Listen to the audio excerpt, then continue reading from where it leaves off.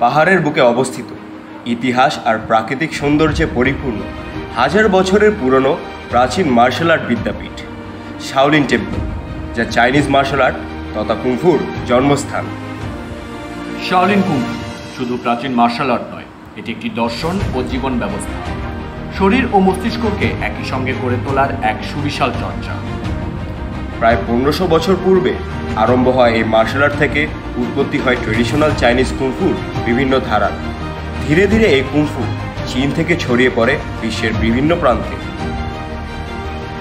প্রথম দিকে সিনেমার মাধ্যমে এর ব্যাপক প্রসার হলেও তা শুধুমাত্র ফাইট কোরিওগ্রাফিতেই সীমাবদ্ধ ছিল, কিন্তু বর্তমানে ফাইট কোরিওগ্রাফি থেকে বের হয়ে কুংফুর ইতিহাস, দর্শন এবং কৌশল নিয়ে বিভিন্ন প্রামাণ্যচিত্র তৈরির মাধ্যমে কুংফুর প্রচার ও প্রসারে কাজ হয়ে যাচ্ছে সারা পৃথিবী।